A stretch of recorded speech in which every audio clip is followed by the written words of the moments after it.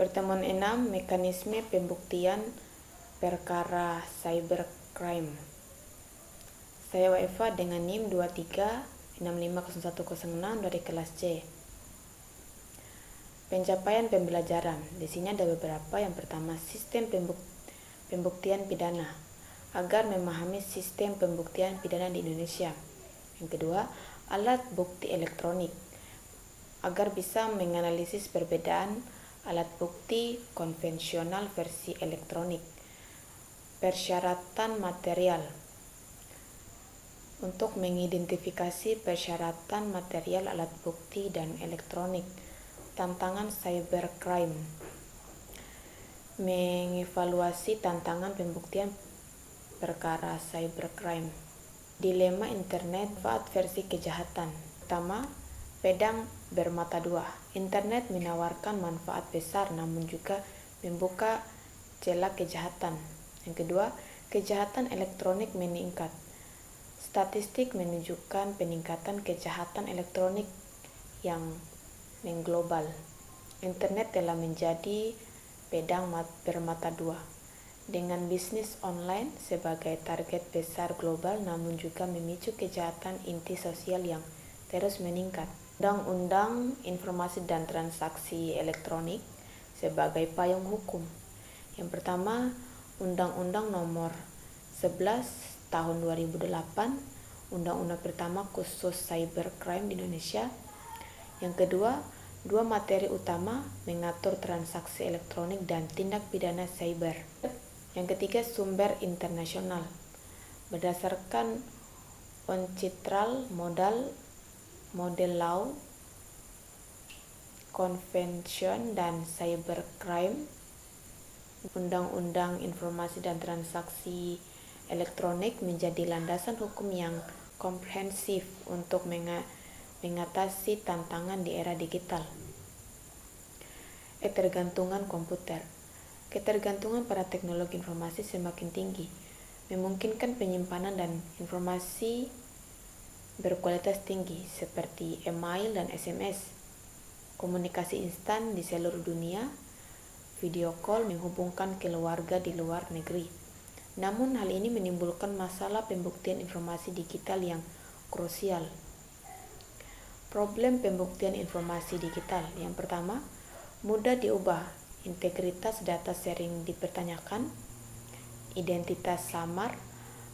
Anonimitas internet mempersulit identifikasi pelaku.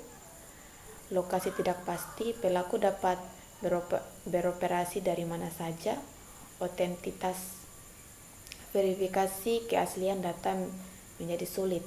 Tantangan ini memerlukan pendekatan khusus dalam sistem peradilan. Alat bukti elektronik, perbandingan dan legalitas. Dokumen elektronik. Yang pertama, bentuk digital, perolehan mudah dan instan, penyimpanan media kecil, kapasitas besar, pencarian, search cepat, informasi tambahan, metadata, log system. Dokumen konvensional, bentuk fisik seperti kertas, perolehan butuh waktu dan biaya, penyimpanan ruangan fisik besar, pencarian manual butuh waktu, informasi tambahan hanya konten terletak. Undang-Undang Informasi dan Transaksi Elektronik menegaskan bahwa informasi atau dokumen elektronik adalah alat bukti hukum yang sah.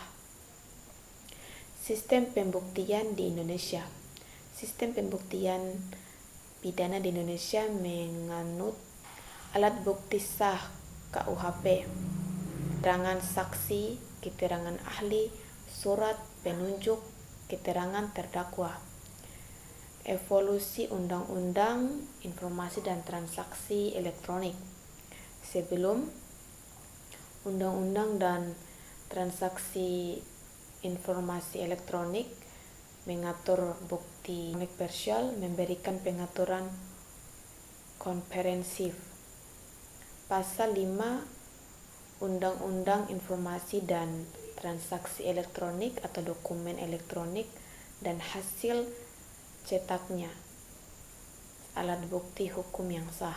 Ketersyaratan materi alat bukti elektronik, andal dan aman, dapat diandalkan dan terlindungi secara aman, bertanggung jawab, ada pihak yang bertanggung jawab atas sistem ini, utuh dan otentik, tidak diubah tanpa izin dan berasal dari sumber yang benar, rahasia dan aksesibel, tidak bocor dan bisa diakses oleh pihak yang berhak.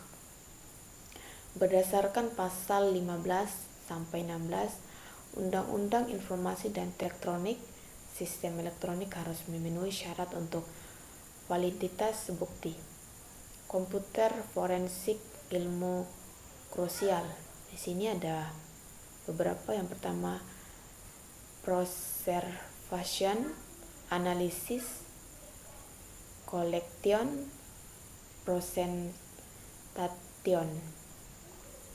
Komputer forensik adalah cabang ilmu forensik yang penting untuk menangani bukti hukum di media digital. Sifat bukti elektronik: rapuh, mudah diubah, rusak, atau hancur. Membutuhkan tindakan khusus untuk dokumentasi, pengumpulan, preservasi, dan pemeriksaan. Tools digital forensik: imager, memory analysis, qualitative, network analysis, mobile forensik.